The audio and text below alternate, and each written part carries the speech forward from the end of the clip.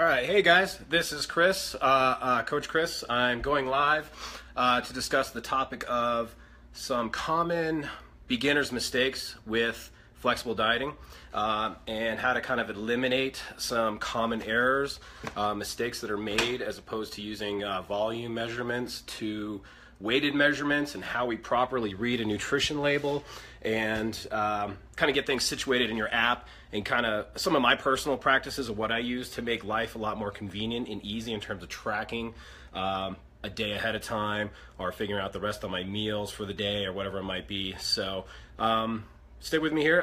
Didn't quite go as planned. I thought I could go live from my laptop, and that's not the case, and I was hoping to be able to show you guys some examples of within my food tracking app that I use, My Macros Plus, but that might be better since it'll kind of avoid some confusion, because I know the majority of you use MyFitnessPal.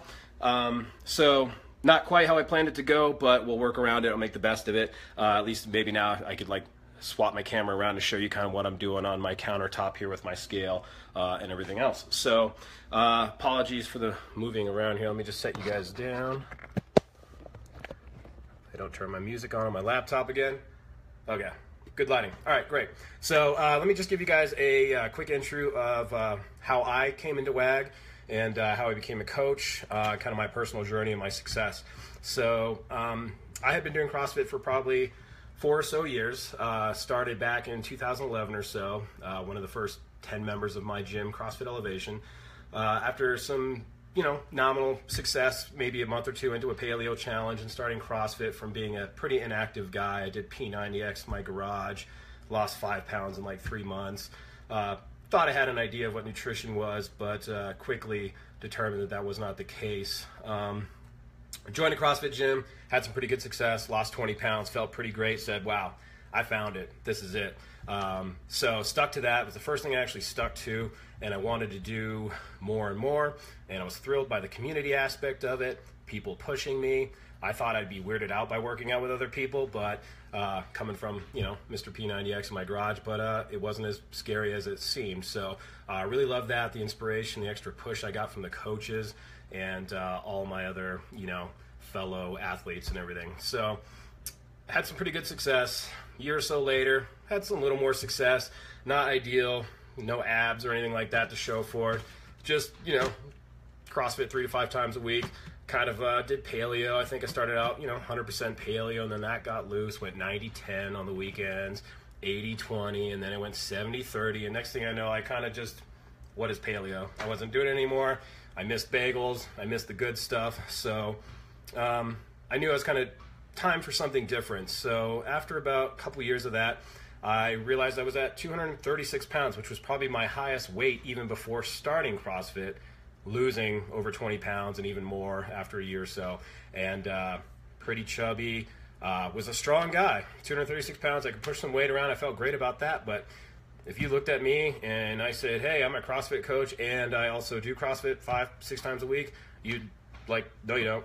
Yeah, I wouldn't look the part. So, and not that that's important, but to me, I wanted to look the part. I wanted to set an example. I wanted to be, I want to walk the walk, not just talk the talk. So for me, I was listening to, I believe it was Barbell Shrug podcast or the Barbell Business podcast, and I heard them give a shout out to Adi at the very tail end of the episode. They're like, oh man, if we don't give Adi a shout out, she's going to be mad at us. She's our homegirl in Toronto, whatever. So they shouted out her Instagram name. I think I was driving in my car, so I just kind of made a little mental note. Looked that up when I got home, was like, who's Adi? She looks rad. Started following her, found Hayden through her, all that, and inevitably reached out to them and said, hey, here's where I'm at. What's this WAG thing you guys are talking about? What's working against gravity? I saw the success stories being posted. I was intrigued. They reeled me in, probably much like most of you, just kind of seeing them get exposed through your social media channels, mostly Instagram. So shot Adi and Hayden an email. We talked about it, and I said, sign me up. I got to start this now. I didn't want it to be some New Year's resolution. I'd done that before. This is going to be the year I'm going to get fit. This is the year I'm going to look good and be confident taking my shirt off in the summertime and all that stuff. And wanted to start it before the year. So I think I signed up in November, and my first official day of WAG was December 1st, 2014. And got started, and started out 236 pounds. reached my first goal of getting to about 190 pounds. I think we had set out for 200, and I surpassed that within 9 months or so, just under a year. I hit 190, and then I said, well, let's see how far we could go. I started out thinking, if I lose 20 pounds, I'll be pretty stoked. Gain some muscle, look pretty good. Next thing you know, 50 pounds later, I was like, where was I storing all that? I didn't think I had that much to lose. So I was actually shocked that I lost more weight than I initially set out to do, because I think everybody's got that magic number, like, oh, I'm 20, 30 pounds overweight. It's the average. Let's just shoot for that as a mental goal. So now I'm about 60 pounds down, 2+ years in, and I do want to reiterate this: the same struggles that I had starting out, that a lot of you are having, and a lot of my clients expressed to me. Alcohol tracking, things like that. Coming from a paleo background, I was used to super high protein, super high fat, barely any carbs, mostly gotten from, we know, vegetables and sweet potatoes. That's it. That's what you eat when you're paleo, and some nuts and stuff like that. So adjusting to having, I believe it was 70, maybe 75 grams of fat to start or something like that, I was like, whoa, how am I going to get this under control? I eat that at breakfast. I'll eat that by noon. And that's kind of a common thing that I see with people with backgrounds in paleo coming into flexible dieting. So that's the hardest thing to reel in. Protein's pretty easy. And a lot of people get stuff saying, man, how am I going to get all these carbs in? Why'd you assign me these carbs? I'm not used to that. How am I going to get fat off these carbs? And of course, I had all my previous assumptions through what I knew about dieting and exercise completely smashed by the process of flexible dieting, and it completely changed how I looked at food in general, and really put me on a better path to have a better relationship with food. So, I started out drinking on the weekends. I would do good Monday through Friday. The weekend would come, all hell would break loose. And every time I check into my coach on Monday or Tuesday, like, hey man, did pretty good. Weekends got the hang of me, or got the best of me. I started out going, man, I'm not going to track alcohol. That's just empty calories. A couple drinks on the weekend, what can that do? And I quickly learned how much that can not derail, wrong word, really slow down progress. It's not going to derail your progress. It will slow it down. So setting a certain expectation from the beginning, in alignment with the work and effort that you're putting forward, is super critical when you start out, because if you have these, cosmic expectations of 2 weeks, I'm going to have abs, you're going to be disappointed. Set your expectations up from the beginning, and, have that self-preservation to know, I'm doing the work, I'm doing what I'm doing correctly, and I'm being honest and I'm being transparent with myself first, and also with my coach, that we have the full picture of what's going on and can make those determinations week to week to know what's going on, if adherence is being met, if there truly is consistency and to speak of, and keep you moving and pushing that progress. So over time I realized I got to start tracking alcohol, fitting it into my day, and then I realized, man, I don't want to waste empty calories on alcohol, just have a couple drinks one night, or maybe too many drinks, and then next thing I know, I'm eating more food because of the damn alcohol. Got me, and I realized I didn't want that. I wanted faster results, so I started tightening things up. So I started out being pretty broad, kind of this funnel. I was way up here, and then as I started to see success, I got motivated. I put in more hours at the gym. I put in more work. I was more honest. I was super diligent with my tracking. Tried to minimize my estimations. I inevitably stopped drinking. I really don't drink anymore at all. I kind of save it for special occasions, and if I do, I plan for that stuff ahead of time, and I fit the rest of my day around it. So I go in with a plan, I execute the plan, I leave with confidence, I feel good, and a sense of control really is what it is, to know I can do this. If I could do it one night, I could do that another night. I can make this a habit, and that's where this whole lifestyle change happens with flexible dieting, and knowing that you can have a social life, you could be, focused on your nutrition without dismissing friends and having to say no and turn down events because you're too stressed about having to estimate or figure out what you're going to eat at the restaurant, or, those couple, a glass or two of wine turning into 5, and then you go home and you eat a jar of peanut butter. I mean, we've all kind of had those mistakes, and they happen, but they are easily fixable with consistency and practice and hard work. And you've just got to put those things to the test and start being honest with yourself about that effort that you're putting in. So the that's basically where I'm at right now. Currently kind of working with my coach, Kelsey, to go on a lean bulk, getting on a new lifting program this week. Started my macros this week, so I'm looking to put 5 to 10 pounds of muscle mass so I can look good before that WAG retreat in September when I get to meet everybody else and we get to have a blast of a weekend with the D and everybody. So that's kind of my goals that I'm focusing on right now. So I've been to the point where I've been in a caloric deficit for over 2 years or so, and I realized the stress, and the closer I got to my goal of getting down to 180 pounds after coming down from 236 pounds, it was stressful.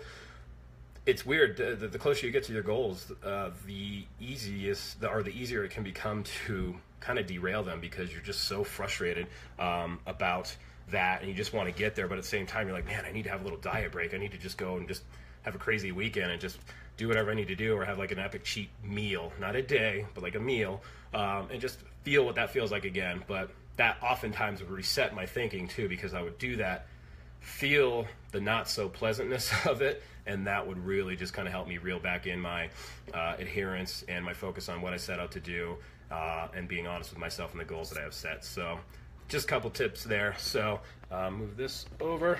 So a couple of the topics that we're going to cover in the next, let's see, it's 5:14.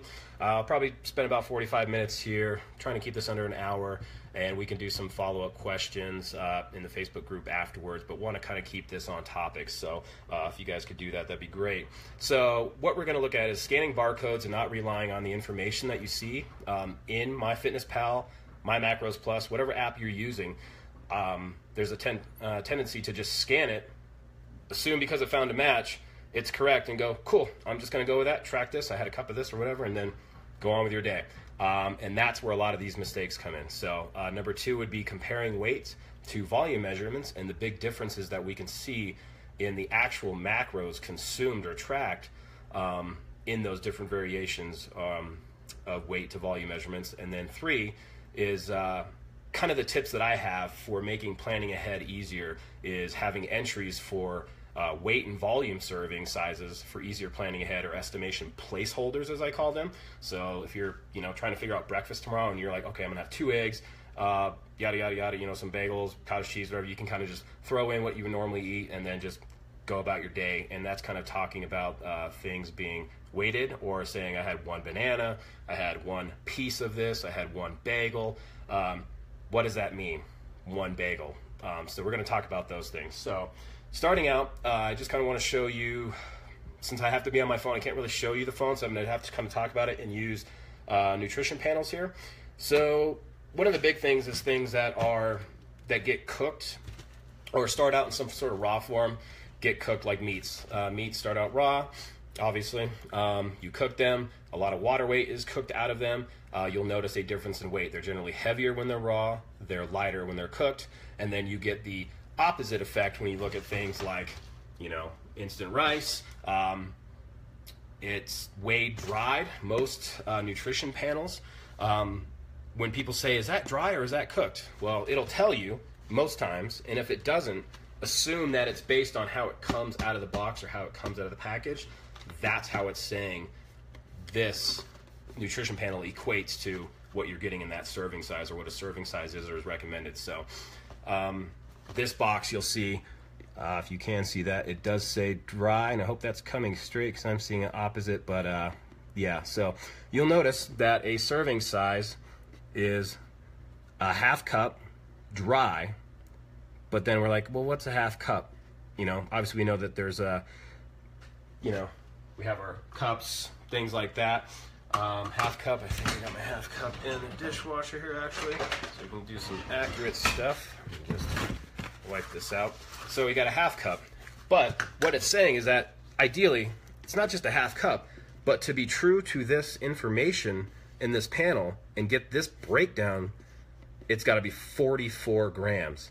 And then with weight, things with rice and pastas, it starts out dry, you cook it in water, it absorbs that water weight, and what was 44 grams to start is probably going to be, I think rice is about like twice as much or so, about 2/3 to 1/3, kind of a variation. So 44 grams might end up coming out to weighing about 130 grams cooked. So this is what I do for scanning barcodes. So if I scan this barcode, and it pops up. I think I've done this one. Actually, I scanned the barcode down here, and it pulls up in My Macros Plus. It has an entry. It says rice, white grain, instant, whatever, and it says the serving size is 1 cup. And then when I looked at that, though, what I found was My Macros Plus said that a serving size is 1 cup, and it did have this macronutrient breakdown, but this macronutrient breakdown is based on a half cup or a weight of 44 grams. So instantly, if I went with that, I'd blow my carbs out of the water. That's actually twice as many carbs. And with one serving of this having 36 grams of carbs, if I mess that up, that's 36 extra grams of carbs that I just mistakenly consumed or didn't track properly. And if I do that once a day, or I rely on rice every day, that all adds up. There's 4 calories per gram of carb. So we're looking at 120, 130 calories in excess consumed. You add that up through the week, that's a couple hundred calories to easily, some people can get in addition to 1,000 calories that they're eating in excess or having a caloric surplus, and eliminate the caloric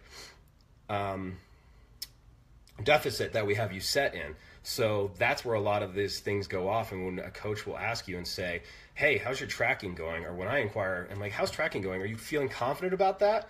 And the answer I'm looking for when I mean confident is, are you weighing your food? Are you not relying on those volume measurements? Are you being as accurate and precise when you can and save the estimations for when you absolutely have to? So, like 90% of your food is weighed. Maybe 10% of it is estimations on a good week or something like that, just to minimize that margin of error. So when we talk about, I'm just going to show you an example. So if I fill this half cup up with, let me get a bowl here. I'm going to turn on a light real quick. So I've got a half cup. Based on this, it says a half cup should be 44 grams ideally. So if I fill this up,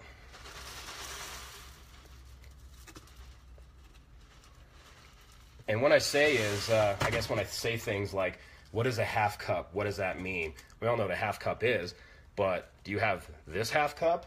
I've got 2 different cups here. This is one I use for dog food scooping. This is just another one I have on hand. I'm probably going to get 2 different results if I fill this up to the top as level as I possibly can with rice grains and actually weigh them out. I'm going to get probably 2 different things going on. The same with, a half tablespoon. These guys are going to be different. Maybe you don't have these. Maybe you just rely on your big spoon and your little spoon, and you're just kind of putting olive oil in or something like that, and you're going off of that. So when I say a half cup, so I've got this pretty full. I guess I'll be a little more generous and just kind of get it in there. And remembering that by volume measurements, there's not only solids going in here, but all the rest of this volume measurement is being filled with air. So we can't really get this pushed down or know for sure that this is a true half cup. So if I put this on the scale, I've got this pretty much there. I got rice on my laptop now. So if I dump this out and weigh it, ideally a half cup should be 44 grams, right? If I weigh this out, show you here. Hope you can see. Let me see. See that? It's actually 50 grams. So that's 6 more grams of rice than I actually had kind of intended on if I go with a volume measurement. Now, if you're, maybe it's not a level half cup, maybe it's a rounded cup, it's a kind of scooped in, a little less, more or less, that's margin of error that we're talking about. That's where things are going to get off and get squirrely with your tracking, because it's different than what this nutrition panel is telling you that you should have for that serving of food. So when I weigh out rice, what I will do is, so that I can know for sure, I just put it on the scale, tear out the bowl or whatever device I'm, putting the rice in initially. I'm going to just kind of tinker some rice into that bowl until I get to 44 grams or whatever it is that I need for the day that I've estimated that I need or planned ahead for. Maybe it might be 100 grams of rice. I don't know. I'm just going to weigh that out. But when I have 100 grams of rice, I know that's 100 grams of rice, and then I know the potential, or the macros involved in that. So same thing with pastas too, dry pastas. Again, you could put, not all noodles are identical. You get a couple spirally noodles are put in there, you're assuming that every single one is identical. It's going to fill the cup the same way every single time. You're going to get different results every single time. And the more you put this to practice, the more you're going to get familiar with those things. And that's going to make you what I like to call a high-level macro wizard, where you're going to be able to do this macro Tetris and kind of figure out your day a lot easier because you are more familiar. Like, you're gonna start remembering the most weirdest stuff that you thought you would never remember in your life regarding food. I know that a serving of rice is 44 grams. I know that the low-fat cottage cheese that I eat from Nordica, a serving of it is 113 grams. I eat 2 servings a day, 226 grams. Because I've been weighing out cottage cheese almost on a daily basis for over 2 years, I can pretty much, within like a 2-gram variation, weigh it out with just eyeballing it without even a scale. And I've tested that knowledge, and I come in within about a 2 to 5 gram variation every single time. So that's the type of macro wizardry we want you guys to be able to have, because if you start out kind of being anal about this stuff and being a little more precise and more specific, you're going to get better results. The results will come quicker. You're leaving less room for error, and you can confidently tell your coach, tracking is going well. I get it. I have a grasp on it. The macros that I put here, because I did hit them, and you have we're hitting your macros within our acceptable target ranges. Proteins and carbs, we want to have over under 5 grams. Fat, we want to have over under 2 grams. When we tighten that up, and then we can see progress happening, or maybe progress not happening, that's an indication to your coach that changes are needed, things like that. So it just eliminates the guesswork on the coach's side to say, I wonder if this person's tracking right. Are they as confident as they tell me that they are in tracking? So that's the type of stuff we start to kind of uncover. And I've seen it a couple times helping friends with nutrition, things like that, hey, I'm gaining weight for the past 4 weeks. What's going on? I'm like, well, according to your tracking, it's going well. And then turns out, I look at their food logs, everything is volume measurement. I don't see a single thing weighed in grams or anything like that on there. So my tip to you with scanning barcodes is, just because a match was found, don't assume it's correct. You've got the nutrition information panel in front of you because you just scanned that barcode. Why are you relying on a database to assume that it's correct, right? Let's take responsibility and say, let's put this stuff in correct. So if I scan this, I don't care. I'm gonna double check it to this. I'm gonna make sure the serving size is in grams. I'm gonna say a serving size is 44, and then the serving type is grams. Before it would be, serving size is half cup or whatever, or the type is cup rather. So I'm gonna plug this in as 44 grams. And then what MyFitnessPal or My Macros Plus is gonna do is give you a per gram breakdown of what 2 rice kernels weighs, or a half cup of rice weighs, or a full cup of rice weighs. You're just going to get that more accurate portrayal of what it is you're consuming. Same with pastas, same with things like that, where they start out dry and end up cooked. My tips for you are to scan that barcode, input it as 44 grams is a serving, and then you get that per gram breakdown. And what I do is, when I label foods, pretty anal about it because I want to be able to find things. I don't just leave it the way that it pops up. I edit that stuff, customize that, make your life easier. Put it in as you would search for it. So if you're looking for chicken that's grilled, I put in chicken, grilled.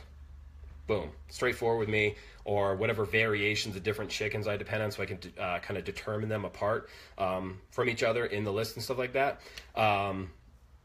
I have those go-tos that I can just easily recognize, like, that's my entry, that's my custom entry, I'm going with that because I know that's correct. The problem that you see with MyFitnessPal and why I recommend this is that MyFitnessPal is for calorie counters, and yes, we track calories, but we are macro counters, and that's why I prefer My Macros Plus. It was developed by a flexible dieter, powerlifter. He knows what our flexible dieters require and need, and the ability to put in those specific macro goals and not have to put in calories and then manipulate your ratios. It's more straightforward, and that's why I've used that. So nothing against MyFitnessPal, it works, but as I say, there's a lot of garbage entries in MyFitnessPal. You get some people that are only worried about the total calories. I've seen listings that show calories and they have no macronutrient profile information at all. I'm like, why is that in there? What's the purpose of this? There's only people that want to track sugar and carbs. So you might find 0 fat in something, 0 protein, but they've only put in some sodium numbers and sugars because that's what they're concerned about, because that's what that person plugged it in as. So yeah, so you can kind of see why I really push that and stress that to you guys, because your success is going to be determined on your adherence and your consistency to that adherence. And that's when the results come faster, when we know you're doing things correct. So what I would recommend with rices and things like that is make 2 entries. I mean, maybe have your convenient entry as a half cup, so you don't have to remember that a serving size is 44 grams necessarily, whatever it is. Make 2 entries into your app. Scan it, and then I'll say rice, long grain, instant, and parenthetically I'll put grams. I'll know that that's my per gram breakdown entry. And then I scan that again and just do the quick same edits, and it's a little bit more time, but the more setup that you do up front, the easier it's going to be, the less time you spend in the kitchen, and you're just flying. You're just going. It kind of eliminates the thoughts of food because you've set yourself up. You've done that groundwork first to set yourself up for success. You got to kind of lay the foundation and then kick that off and just go balls to the wall and tracking your food and just in crushing this and do this. So enter that in as serving size in grams, and for convenience, enter it in as a half cup. So if you're planning your day ahead and you're like, man, I'm not quite sure how much rice I'm going to need, but I know I want at least like a serving of it. So you have your per gram breakdown parenthetically in grams, and you have rice, white grain long, parenthetically cup or volume measurement, something like that. So I can go choose that half cup placeholder in my lunch tomorrow and just have a good enough placeholder to kind of build out the meal or what I need for my macros to hit my goals the next day a little bit easier. And then when I actually get to the kitchen and I start doing things, weigh that food out, replace that good enough placeholder with your actual weighted stuff, and then that just is going to manipulate your numbers a little bit finer. And then you might find that, oh, well, because I didn't actually eat as much rice, I have a little bit more room for some other carbs or some Sour Patch Kids or whatever your pleasure is. So think about that. So what I also do with this is I saw some stuff, and I'm sorry, I'm trying to keep track of my layout here, but also kind of look at your questions and things that are being said here. So I apologize if I kind of get off on little tangents. But with rice, with pastas, what I recommend doing so that you can kind of have a conversion that you can rely on is pretty much a standard thing to use. Go ahead and put in this rice. So put in 44 grams as a serving, and then parenthetically on that rice, comma, long grain entry, put that it's grams and then cooked, or sorry, grams raw, and then have another entry for that same thing. Cook the rice. Let's say we weighed out 44 grams of rice. We cook it and it comes out to 130 grams. I'm going to go ahead and make another entry in my food tracking app. It's going to have the same macronutrient profile breakdown, but I'm going to put it in and notate that this is a cooked weight and put it in as, for example, 130 grams was what the cooked weight of that rice is. What this does is it then allows you to have 2 things to use. So if you just set out and you weigh out 50 grams of rice, you cook it, you eat it, great, grand, wonderful. You know exactly what you got. You know how that affected your day, and you can move on with your life. If you're cooking rice in a batch, so you don't have to weigh out a serving size every single time, or maybe you have a family where you're like, well, I need my portion, and it's got to be separated from theirs because I counted my macros, don't touch my stuff. As we all know, we've been there, especially with spouses, girlfriends, whatever. It could be difficult. So when you want to cook in batch, big batches like that, and be able to just scoop up that cooked rice and have an accurate entry in your phone, you've got that to rely on. So I could go cook up this whole box if I want, but because I have that conversion that I've done and I know for sure is correct, instead of assuming I'm relying on some correct entry or assuming that one of you did it right by using one of your entries right, I'm being in control and saying, no, this is right because I did it and I put this in. And because this is my goals, this is my success, and I'm going to be in control of that. And I hope that doesn't come off dickish at all, but it's just be in control. You know, this is your success. How bad do you want it? Put in the work, the results will come. So then you'll put in for this cooked rice, parenthetically notated as like cooked rice. It'll have the same macronutrient profile breakdown, but the only thing you're going to change is the serving size of grams that cooked rice now weighs. So then you have this bulk rice sitting in your fridge. You could easily pull it out, kind of scoop out 100 grams or whatever it is because it's cooked. Use that cooked entry, heat it up, put it in your dish, whatever you're going to do. Move on with your day.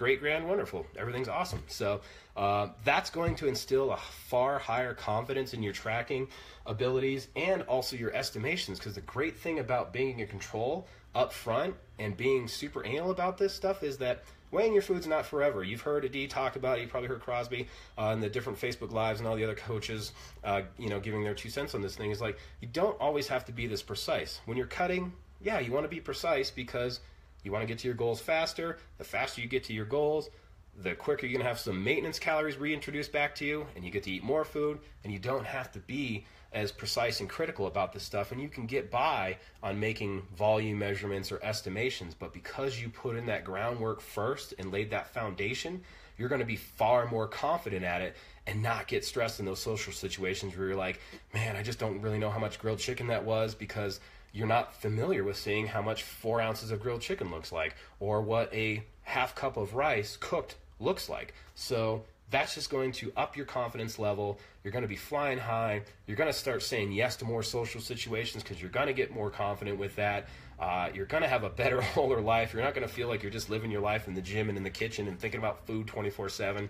How you guys don't think about food 24/7 anyway, I don't understand, because food is awesome and delicious and we need it to live. So regardless of counting macros or not, food should be on everybody's mind, in my opinion. But that's just me. So we've kind of covered that. Same thing with your pastas. Put in the nutrition information as it's shown in dry. Notate that this is your dry serving size. Cook that pasta, drain the water, weigh that cooked pasta afterwards. Put in that same entry into MyFitnessPal, but notate it as cooked pasta, and whatever that new weight is with the same macronutrient breakdown. And then you know how much of pasta to weigh out. Let's say you cook up a big batch of pasta to go use later on, if that's something you do.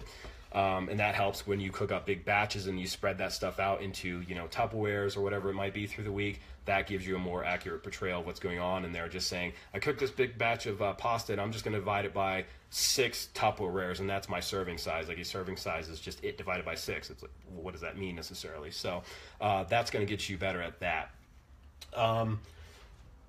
Again, we got different things, tablespoons here, stuff like this. We want to be careful of, really caloric dense foods where there's just a lot in a tiny amount. Peanut butter is a perfect example of that.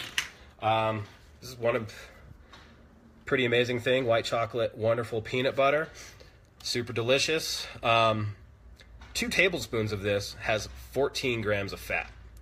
And what it's telling me is that 2 tablespoons should equal 32 grams.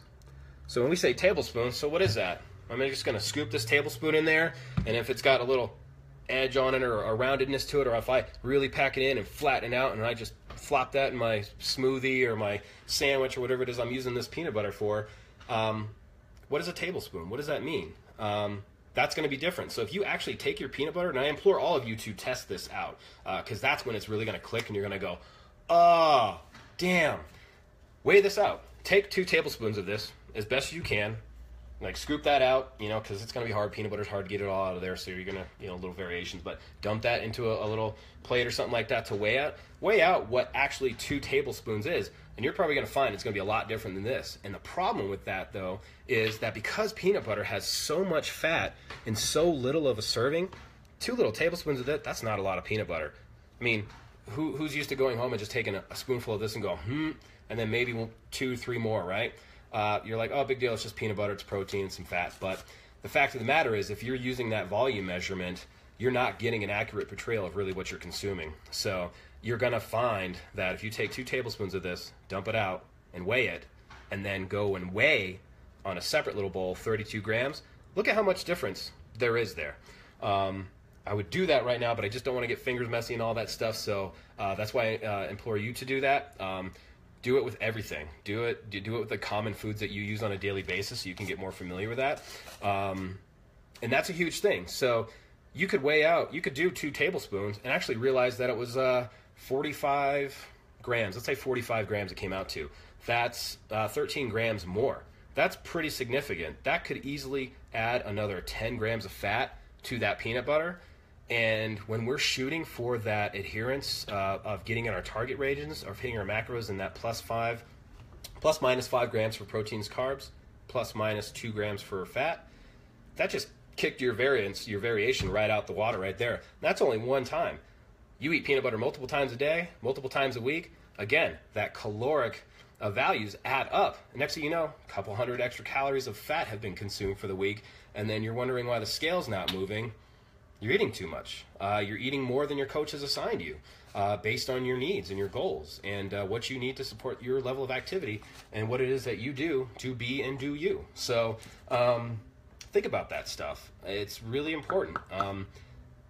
These are pretty consequential things like this. If you use olive oil for cooking and you're used to just giving your pan just a little whap of olive oil, and you're like, oh, that's about a tablespoon. Guess what? It's probably more. It's probably more than a tablespoon or 2 tablespoons. So I would be super diligent about using oils in cooking. That's why I've gone to the good old 0 calories, and then we can get into how there's actually trace calories and things like that, and people can be super anal about spraying and then weighing their thing afterwards. That's fine. That's entirely up to you. That's a whole nother topic, but why waste 14 grams of fat on olive oil that helps cook your food when my personal preference is I can go get a delicious donut has 14 grams of fat, might have anywhere from like 30 to 50 something grams of carbs in it, and very little protein, 2 to 5 grams of protein in an average donut. And I'm going to feel a heck of a lot better about eating that donut and feeling like I really mastered this whole flexible dieting thing than rather using some little 14 grams or whatever of olive oil and getting 14 grams of fat in my day. That's a lot of fat just to waste on something that's used to cook. So that's my personal preference. You love olive oil, do you? Use olive oil. Just make sure you're tracking it right so that you're leaving room to fit in more other fats throughout the day that are going to help you get to your goal and do what you need to do. So again, just kind of reiterate that topic. If you got the nutrition panel in front of you, there's no reason to really assume that what you find in MyFitnessPal is correct unless you have MyFitnessPal right here. You have your nutrition label and you're going, yep.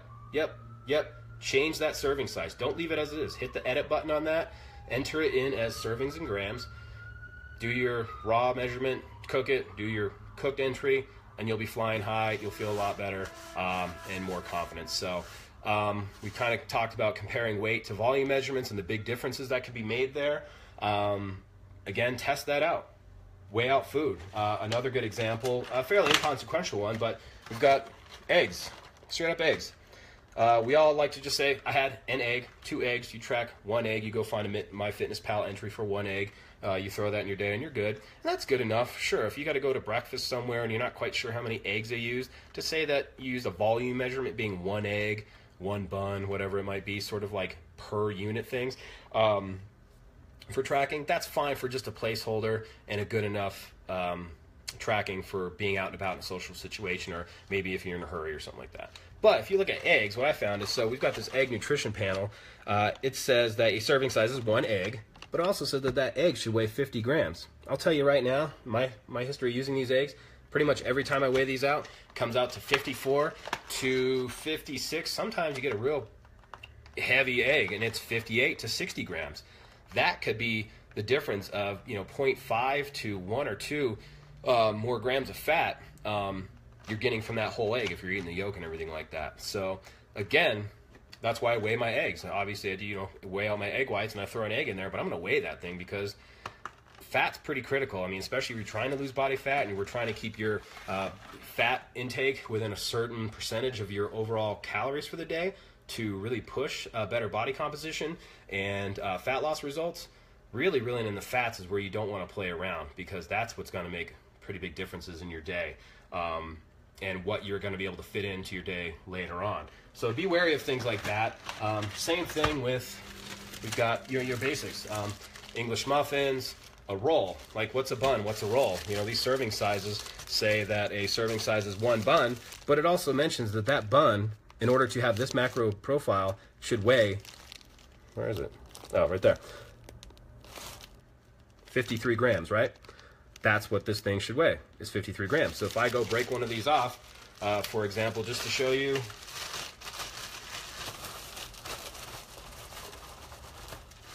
And it's like, well, how much did you rip off? Did you take some of the other bun with you, right? Put on the scale, I get 50 grams. That's a little bit different. So actually a little less than what the macronutrient profile is going to break down. But again, being precise, doing that. So when we talk about those things that are like replicable or units, like English muffins, every single one of these English muffins is probably going to weigh a little bit different than the next. Not the worst thing, not like oils and peanut butters and ice creams and things that just have a lot of calories in a small serving size or a smaller amount. That can be pretty detrimental if you go over what you're assuming you're eating. So keep that stuff in mind. So we've got comparing weight to volume measurements and the big differences that it can produce discussed. So peanut butters, cereals, rice, pastas, cooking oils, butters, even dried fruits. I mean, you look at dried fruits, that could be a lot of carbs in a small amount of difference. Like even a couple pieces of dried fruit can really up the carbs if you're just kind of going, that's roughly about what I need. What I found, I've kind of blown some of my days realizing that, man, I should have weighed that fruit because I was in a hurry or something like that.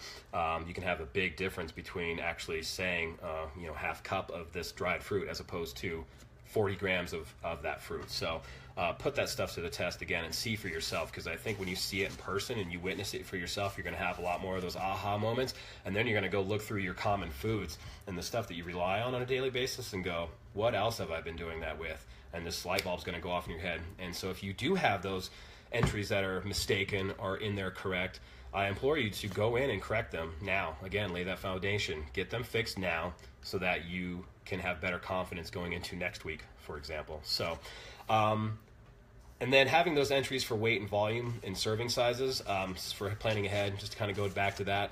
Again, I will enter in serving size of something as weight measurement, and then something simple like Sour Patch Kids, for example. Sour Patch Kids, generally, I don't think I have any right now, which is a shame. But, they'll say 16 pieces of Sour Patch Kids as a serving, and then it has this macronutrient breakdown. I'm like, well, what's 16 pieces? Are all those pieces identical and weigh the same? Nope. They're going to be different. And same thing with a bag of potato chips or something like that, right? A bag of potato chips will say, okay, the whole bag. Well, you're like, but then parenthetically, we'll have a weighted volume of that. Open up that bag of chips, weigh that bag of chips, and see how different the weight is as opposed to what they tell you that weight should be ideally, because not a whole lot of places that actually weigh that stuff out. And what's 18 chips? Is that are all chips the same? They're not. Every chip is different. So to say that I'm going to have 18 chips or whatever, and that's going to be my meal or my part of my snack or meal, it's going to be a lot different than if you actually weighed those chips out and had a more accurate reading, especially chips being higher in carbs and higher in fats generally. That's where you don't want to play around with those estimations or those volume measurements, or just depending on, saying one bag or whatever. Same thing. I'm trying to think of some other good examples, but I think at this point you guys kind of get that should be sparking some ideas in your head of what foods you eat where you're just like, oh man, what else do I do that with? So, we've got like convenience foods that are packaged in a chip or a case or a packet or a bag or whatever it might be, and it says one bag is a serving size, but you buy 3 of those bags and weigh out each one of those bags, you're going to get significantly different information or weight in each one of those bags. So put that stuff to the test. So what I do is I have an entry for grams in weight for what I need to be precise, and it works for me because I have that just weird ability to remember what a general serving size of something is. So I have just those dumb things that I remember about, like I said earlier, about cottage cheese weighing 113 grams per serving. It's just the silly stuff you start to remember that you never thought you would, but also having it in there as one piece. So I will put Sour Patch Kids into my app as serving size and weight. Let's say that weight is 20 grams is this macronutrient profile. But then I'll go and create another entry and make it per piece. So if I'm at a friend's house, or I stop by 7-Eleven, or I'm on a road trip or something like that, and I need to get some Sour Patch Kids, but I don't have a scale with me and I can't be accurate, what I have in my app is a convenience entry for tracking where I can just say, okay, I've got a Sour Patch Kid broken down for the macro profiles of a serving size of 18 pieces. The app will then give me a per piece breakdown of that macro profile. And then when I plug in I had 10 Sour Patch Kids, I get the rough breakdown of the macronutrient profile of those 10 Sour Patch Kids. So some tips for weighing things too real quick on yogurts, things that come in a container, pull a lid off. Maybe you don't want to dump that out and then dirty a bowl just to weigh it or something like that. Weigh that, rip that lid off, put it on the scale, weigh that entire thing, eat what you're going to eat out of it, put it back on the scale, weigh it, deduct the initial weight from the end weight, and then you have basically what you ate in weight, in grams, of said yogurt. Or I'm going to call out Zarina, actually, real quick. I noticed that every time she eats ice cream, I see her eating it out of the container. She's not, I rarely see her put it in a bowl, right? So I imagine what she's doing is maybe just leaving some wiggle room in her day. She might have a couple scoops of the ice cream, and I'm only assuming this, but maybe she weighs that before, takes her little, what she's going to eat out of it, weighs it after, and then she's got an accurate portrayal of what she just consumed if she didn't feel like doing the dirty work of scooping it out and leveling it out into a bowl, for example, right? So that's an easy way of just kind of maybe going about your day and doing whatever. So another quick thing, since I see them right in front of me, this is my week-ass banana that I have left from my batch I bought this week, and my roommate went and bought some big-ass Costco bananas. So you see entries in MyFitnessPal for one medium banana. What the heck does a medium banana look like? How many inches is that? Like, what's the standard? Do we have a standard for what a medium is, or what large banana is, or a small banana? My interpretation of a medium banana or a large banana is going to be worldly different from yours, depending on our backgrounds or how we view things. So that's where we get all these variations. So that's why you peel these bad boys, go Google banana nutrition information, get that nice little USDA search results. I always choose the serving size is 100 grams, and then I go make an entry into my tracking app for banana, let's say 100 grams, and then I get a per gram breakdown of it. I weighed these bananas out this week, almost every day this week I've eaten these bananas, and they've come in anywhere from 83 to 89 grams per banana. So that's a variation in carbs. It's not the end of the world. It's only a couple of grams of carbs, but again, that adds up. But let's say I had 3 bananas a day, and I'm not being that specific, and I'm actually eating more banana than I thought I was because I'm just estimating or just using a good enough, like, it's a medium banana, and going about my day. That's adding up to a caloric surplus that can be detrimental to the caloric deficit that you're in, and you're actually consuming more calories than you need, and thus why the scale isn't moving and why you might be gaining weight instead of losing weight. So all things to be considered and to be taken into account, and be honest with yourself about that stuff. So those are kind of my tips and tricks for making life easier, setting the groundwork, laying that foundation to be more successful, wanting this bad enough, and really just kind of having your ducks in order, really, is what it is. And then you're flying. You're free. You can just go. And then, again, that lends to you being a much more confident, flexible dieter for when you go to a friend's house and you need to just kind of throw down 4 or 6 ounces of chicken, roughly, because that's kind of what you've put a placeholder for, and you grab that, and then you grab some vegetables and things like that, and a little bit of fat and a starchy carb, and you're on your way on your day. So this is going to make you more confident. It's going to bring more clarity to your day. It's going to bring more ease. It's going to reduce your stress levels, and we all know how stress levels can help raise cortisol levels and help you, or not help you, because it's, I guess that's not helpful really, but it can cause you to hold on to body fat and not be able to lose the fat that you're trying to lose because your stress levels are increased. So the way that I always tell my clients, and you all hear me say it, work smarter, not harder. Don't make it any harder than it has to be. Put in the work. I know we've all got our own busy schedules, our lives to live. I'm guilty of it too, making excuses, and just realize there's only so many excuses that you can make until you realize, well, maybe you should be pointing the finger back at yourself when it comes to some of these things, and just be in control of that. Be diligent, put your best effort forward, continually work on tightening up that consistency week to week, because as you realize something or you have an aha moment about maybe tracking something incorrect, or they're going, oh man, I hadn't been doing that right, and you fix it, that's fine. Fix it, do it right, move on, and witness the results of fixing that, because we can fix these problems sooner than later. The quicker your results come, the more clearer picture coaches have to look at what's actually going on, and the more suggestions we can make for making macro changes, knowing if we should maybe take a different approach, maybe changing your goals altogether, and knowing that when we see those numbers on your spreadsheet or seismic, can't wait for it's all 100% seismic, we can see a lot what your tracking is, and know, say, this person, I feel pretty confident that they're tracking because they don't have a lot of questions about tracking. Hopefully they've watched this live video. Hopefully you've done some Google searching. There's plenty of other YouTube videos that cover this topic too, so do that too. Just search volume measurements versus weighted measurements.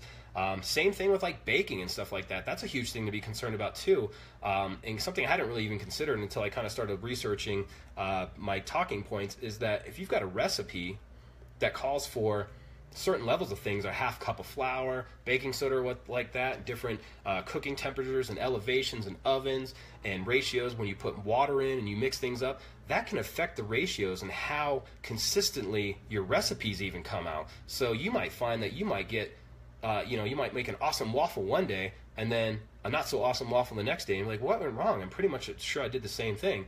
Well, not if you're not weighing it out. Even your water, I mean, weigh out your water, you don't have to, but just like know what your fine-tuned ratios are for getting the same result every single time, because it's repeatable and it's consistent.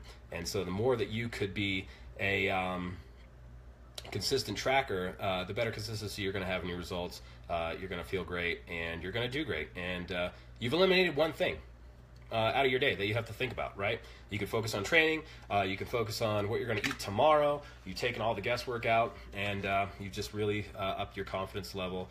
I feel like I'm a broken record at this point. So it's about 5 till 6. I don't really have much else to cover right now, guys. I hope this was helpful. I hope this might have provided more clarity and clarification for you guys. Please, hit us up with questions on this in the Facebook group. I know myself and the rest of the coaches will be looking at just kind of responding to those things. Of course, if clients have answers too, feel free to pop in there with your 2 cents and help people out. That's the beauty of the WAG community. We're all here to help each other out, to support one another. Every single person here wants to see every other person succeed. Compare yourself to who you were yesterday. Stop comparing yourself to other people. It's unfair. It's not going to serve you well. Focus on the things that are going to serve you and your individual progress the most. And you're going to feel a lot better. You'll be more mindful of what it is that you're trying to do and why you set out to do this in the first place. And you're just going to lower your stress levels. You're just going to have this like, just take a deep breath, and you're just going to feel so much better. I promise you. It gets easier. As someone who's been doing this for 2+ years and could take 8 weeks off or so from tracking and maintain my weight by not even really trying that hard, I blew my own mind. I was like, what? I never thought this would be possible. Surely I would gain 20 pounds, and then I'd be fighting to start back from square one all over again after not being super diligent. But because I was diligent, and I have increased confidence in estimating and going out and being in social situations and say, I got this, changes your world, changes your perspective, changes who you are inside. We always stress this, WAG is more about, it's not just about getting body composition results or just, getting people shredded or being better athletes. It's about transforming lives. And it truly is. As somebody who has had his life transformed by WAG and the amazing coaches and the community here, I love you guys. I don't know where I'd be without WAG today. I can honestly say that, and it's one of the best decisions I've ever made. And I hope that every single one of you can say that at some point in your journey and share in that joy with me and the rest of the coaches, because we get an incredibly fulfilling and rewarding response from seeing you guys succeed, seeing you guys hit those little milestones, having those small victories each week that are just like, I got a 5-pound PR this week, or I did 2 muscle ups in a row, and man, I couldn't even do those a year ago, and I've only been doing nutrition for a couple weeks now. Like, we love that stuff. We want to hear that stuff. Like, give us that stuff. The more you give us, the more we could provide to you. So one-line check-ins and things like that, give us some more details. Tell us about your day. Tell us about your week. What are you struggling with? Be honest. Be transparent. And we can be more honest, and we can be more transparent with you, and we can uncover little mistakes or things like this that might have been happening, and we may not have known any better the whole time. So if you need to send some screenshots of your tracking to your coach or something, or maybe take a look at that, but what I would do is go through your app today, right now, this weekend, whatever, go through and see how many or how much you're relying on volume measurements as opposed to weighted measurements. Look back on the last couple weeks of progress and maybe see how much better it could have been, maybe if you tighten some of those things up. So put that into play this week, and let's watch and see what happens when you're even tighter and more consistent next week, and then let's watch the results come in. I would love to hear if this helped a lot of you out, or if any of you had any aha moments. Give us your feedback. We want to know that this stuff is helpful. We want to know what else you guys would like to see in these Facebook Live events. I know I'm going to try and be more present in the Facebook group. I apologize that I haven't been. Sometimes you're just done working and you just want to get off your computer, and if anybody knows me or follows me on Instagram or has me as a coach, I like to get outside. I like to do things, not necessarily burn my eyes out on Facebook, so I apologize, but I will be making more of a concerted effort to be present in there and start posting, and I'm excited about my bulk. I want to share my progress with you guys and say, man, it's nice to not have to be focused on losing weight for once. I'm going to be gaining weight. I never thought I'd ever set out on a path to actually purposely gain weight. I never thought that'd be a thing, but 5-10 pounds of muscle added, I'm gonna be pretty stoked about that, and maybe I can beat Crosby and some of his lifts someday, since yeah, that'd be awesome. So hope you guys enjoyed this. I hope it was helpful. If you have questions, post them under this. This video will be available to if you want to suffer through it. Again, me being super repetitive, I apologize, but it will be available for you guys to view at any point during the weekend, and just for the life of the Facebook page, and as well as any other coaches' Facebook Live events that they've done. You guys can go back and read those. I know Michael and Adi just did one. I'm going to go watch that myself this weekend. So use the tools that are there. Rely on your fellow WAG community members, and don't be afraid to ask questions. There's no dumb question. Ask those questions so we can give you answers, and we can minimize these mistakes that beginners might make, or not so much beginners, because I've seen people who aren't beginners anymore still be making these mistakes a year into their journey. It happens. I've done it. I'm sure the rest of the coaches have done it. At some point, everybody's got experience doing this. So best of luck to you guys. Excited to see all your success. Share those victories, share those muscle ups, share that snatch PR that you got in 17.3. Show us those, everything. Just let's get this going. Let's praise and help one another and help each other grow and thrive, and just be better people all around, because that's what we're all about. Let's transform everyone's lives. That's our goals, and that's what we do. So I'll talk to you guys soon. Thanks for tuning in, and I hope this was helpful and valuable. Have a great weekend. Get outside. You guys got nature near you? I highly encourage you to go get out in the mountains, get out in a trail, take your dog for a walk, get off your phone, get off your computer, go do something fun. Go call up a friend you haven't hung out with in a while and say, hey man, let's go for a walk around the lake or something. Just go have some fun, get out in nature, enjoy that sunshine or whatever weather you got in your neighborhood, make the best of it, and we'll talk to you guys soon. Bye.